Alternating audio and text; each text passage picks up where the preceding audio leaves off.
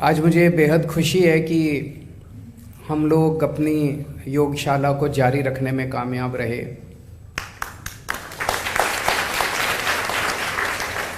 बचपन में एक कहानी पढ़ा करते थे कि सिद्धार्थ गौतम जब छोटे थे तो वो बगीचे में घूम रहे थे।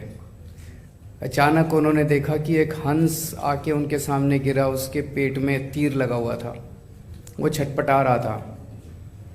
उन्होंने जाके हंस के पेट से तीर निकाला, उसकी मरहम पट्टी की। इतने में उनका चचेरा भाई देवदत्त दौड़ा दौड़ा आया और उसको बोला कि ये हंस मुझे दे दो, ये हंस मेरा है, इसको तीर मैंने मारा था, इसका शिकार मैंने किया है। तो सिद्धार्थ गौतम ने कहा नहीं, इसको ये जान मैंने बचाई है, इसको ज़िंदा मैंने किया है, तो ये हंस मेरा है। तो दोनों भाई लड़ते लड़ते राजा के दरबार में गए।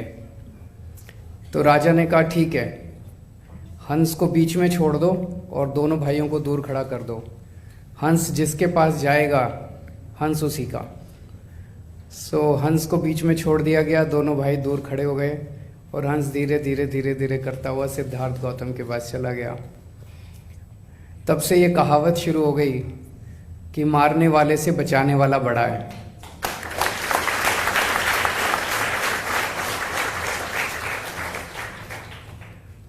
इन्होंने जब योग की क्लासेस बंद की तब हम सब लोगों ने ठान लिया था कि योगा तो बंद नहीं होने देंगे, चाहे कुछ भी हो जाए। योगा बंद करना तो पाप है।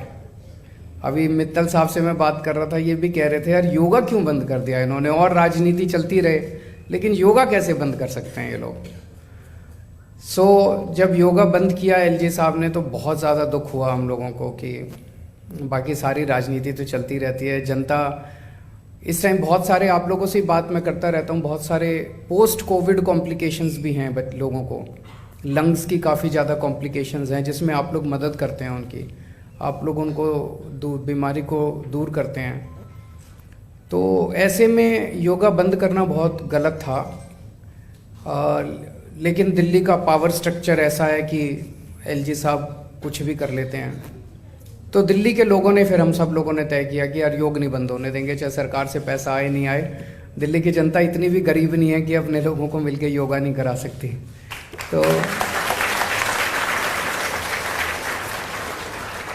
तब हमने ठाना था कि जो भी सम्मान राशि टीचर्स को मिलती है हम सब लोग मिलके इसको देंगे।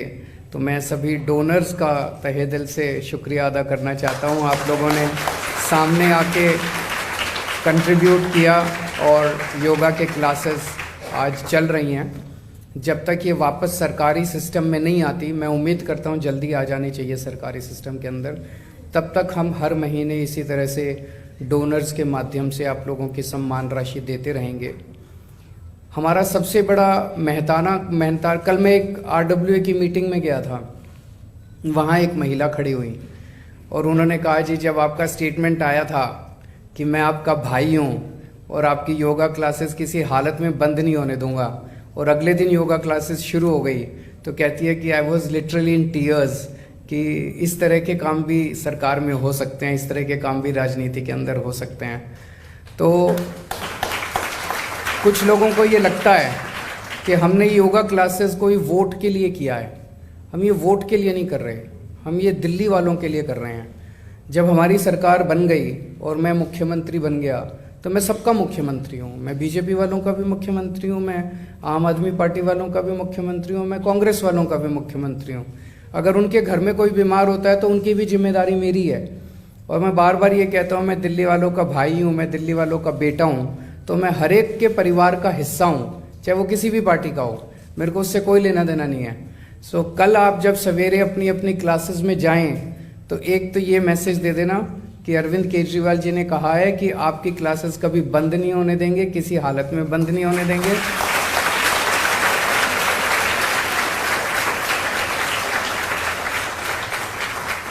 और दूसरा मैसेज ये कि आप सब लोग जिसको वोट डालना चाहें वोट डालें। हम आपको वोट डालने के लिए कोई मजबूर नहीं कर रहे कि हमारी क्लासेस में आओगे तो हमें ही वोट देने हैं। आप जिसको वोट डालना चाहें आप वोट डालें। ये काम हम वोट के लिए नहीं कर रहे, ये काम हम पुण्य के लिए कर रहे हैं। पुण्य का आज हमारे पास क्या है? हमें पास तो कुछ भी नहीं है, हम तो बहुत मामूली लोग थे। ऊपर वाले ने पता नहीं क्या करामात की कि हम सरकार में आ गए। तो ये हज़ारों लाखों करोड़ों लोगों की शुभकामनाएं हैं, आशीर्वाद हैं, पुण्य हैं जो हम लोगों से हमें निमित्त बनाया जा रहा है इस सब काम के लिए। हमारी बस इतनी इच्छा है कि भगवान हमारे से इसी तरह से अच्छे काम कराते रहे, पुण्य के काम कराता रहे, सेवा के काम कराते रहे। आप सब लोगों का, दिल्ली के लोगों का आशीर्वाद मिलता रहे।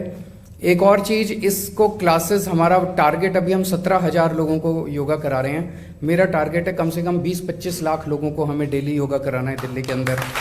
तो